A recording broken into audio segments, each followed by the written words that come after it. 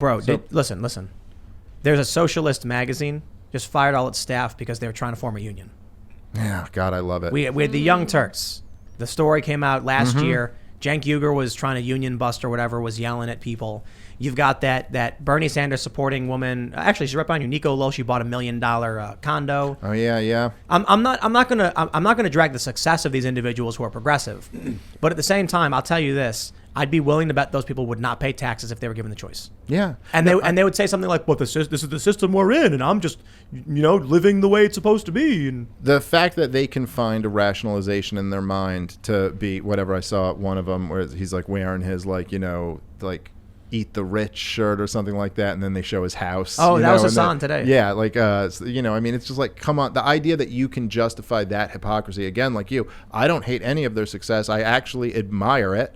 I don't agree with their politics, but I admire people who succeed in life. And we should all be inspired by that and learn from that. Hasan streams like 10 hours a day. Yeah. And so I looked at his numbers and I'm like, I think he's probably making 3-4 mil. I could be wrong, just an estimate. And I got mad respect for that hustle. Yeah, mad respect. Sure. And I also don't mind someone being a progressive and believing in higher taxes and a welfare state and all that stuff and being rich. So, but the funny thing about the Hasan situation, for those that aren't familiar, he's like the biggest political streamer on the left probably. He bought a $3 million house. He's getting roasted by socialists. Conservative. So Breitbart wrote an article and they were like, socialist streamer buys $3 million house. And I'm like, I mean, it's a great story, I guess. I don't see the criticism. I don't know why I'd care. He's not like advocating for people not to have houses or not be rich. He's just very much for heavy taxation. And I'm sure he's paying 50 to 60% taxes. But the socialists are pissed off. Are they threatening to eat him? They're getting their bibs on and their forks, and they're like, no, they're defending him, saying that like there's a big difference between Jeff Bezos and Hasan and all that stuff. And I get it. I'm not going to straw man their argument. Like, there's a big difference between Jeff Bezos and a guy on Twitch. Yeah, I mean, okay, fine. But, if you really have some perspective on the issue, to be someone who, if you're worth $10 million, let's just say, for the sake of argument, for this guy, which he's probably at least got a net worth of that much, right? Let's say his net worth is $10 million. If you have a net worth of $10 million in 2021 in a first world country, compared to all of the human beings who have ever existed throughout history, you are a level of rich that would be magic to 99.99% of human beings who have ever existed. They just couldn't even conceive. Kings would have no concept of the wealth that you have. Bro. So to say, oh, well, I can compare him to Jeff Bezos and he's not as rich as that guy. I mean, like, have some perspective. You're talking about the rich. You are amongst the most wealthy, privileged human beings who have ever existed in this like meaty flesh balls circling around the sun that we live on. We went to a mall like 2 weeks ago, and they have when you walk in, the center is this like 200-foot tall dome with this beautiful glass and architecture. And I looked at it and I was like, if a king from like the medieval world saw this, he would say, for what god was this built? And we'd be like, I'm just getting a mochaccino, dude. I don't know about no gods. Dude, if you could be a king in like the 1400s or be you in this house right now, I bet you would choose being you. I got a toilet, dude. Yeah. You got a toilet. If you get a headache, you got some Advil somewhere, I bet. If you want to go downstairs, watch something, you go downstairs, you turn on the big screen TV. If you were a king, you'd have to go downstairs and have some dude like tell stories for you. And then the stories might suck and you got to kill that dude and find a new dude to tell you stories. If you wanted to eat ice cream, they'd have to bring the ice block covered in sawdust and then walk it up and grab the salt and put it in the bowl with the cream and then use the salt ice, and you're sitting there being like, I'm going to have ice cream soon. Yeah. And then it's just like bland, sweet, like not sweet. And you're like, it's brutal. We got ice cream downstairs. It's made from fungus. That they took they genetically modified a fungus to make whey protein. And it legit just tastes like regular ice cream, but it's made from fungus.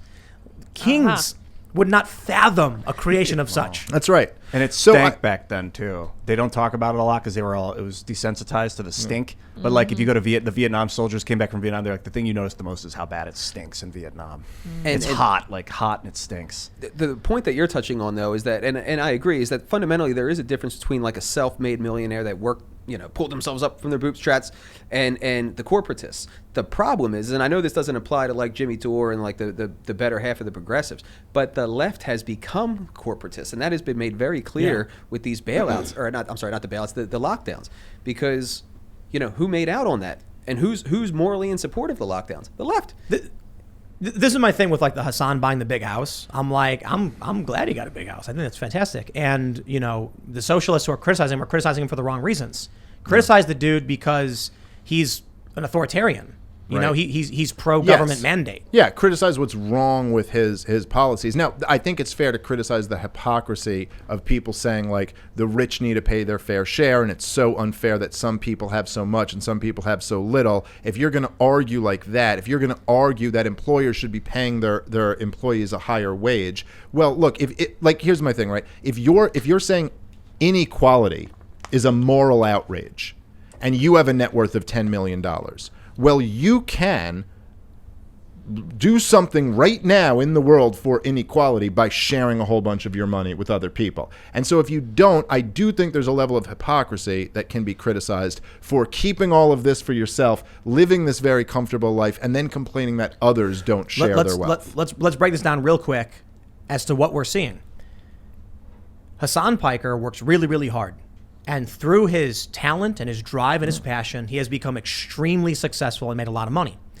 To him, he's like, I know I'm rich, but the real problem is that guy. Right. Below him are the socialists saying, look, we're not wealthy, we're middle class, but that guy, and they're pointing at Hasan. So what happens, you have this scale where the poor person with nothing is pointing to the middle class saying, these people don't understand what they have. The middle class people are pointing at Hasan saying, oh, he's exploiting, he doesn't understand what he has. Then people like Ethan Klein and Hasan are pointing at Bezos, being like, they're the real problem. The point is, no matter where you are at, they're always pointing at someone who's wealthier than they are, saying they're the problem. And someone in sub-Saharan Africa is like, you're all the problem. I have nothing. It's the folly of the anti-capitalistic mentality. Yeah. Well, that's right. And I think to the point Michael was making before, that there is something that, and one of the worst parts I think about the last 20 years particularly, but really, I guess you could say since Jekyll Island, but is that we have this crony, corrupt system that we call capitalism.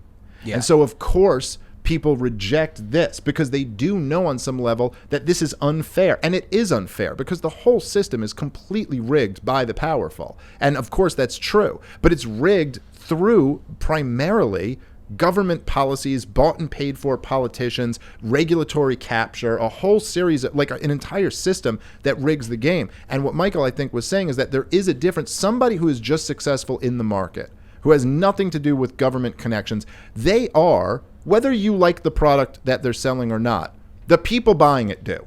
That's why they're buying it. They have made their wealth because they provide a product that people want more than their money. And so they're willing to voluntarily give their money up for that product. The people who make their money because they have some type of government connection, some type of regulatory capture, some type of bought-off politician, they make their money because people are forced to pay them for their product. And that is unfair. And in the same sense that we bomb Iraq and call it Operation Iraqi Freedom, well, I wonder why no Iraqi is going to want to buy freedom anymore after that, right? The left has gotten away with calling corporatism or economic fascism capitalism for far too long. And if they just dropped that, they would find out that we're against it too. There's a great example. Candace Owens tweeted, BlackRock is buying up houses and they're getting money from the government. This is communism. And then on Reddit, a bunch of progressives posted that and saying, literally capitalism. And I'm like, yo, you're both wrong. Yeah. The pointing at the communism being like the government giving private institutions free money to manipulate and control the system is not communism.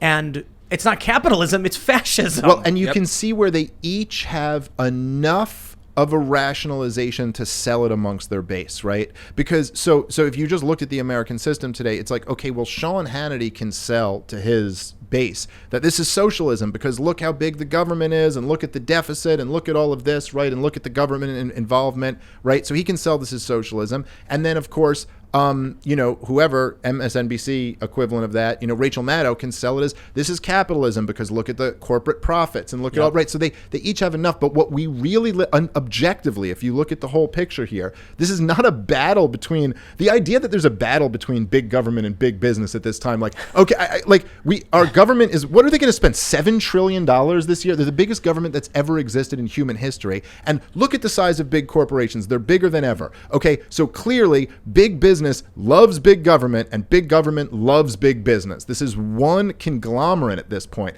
And what do you call that? Because there is a term for it, and it's not socialism or capitalism.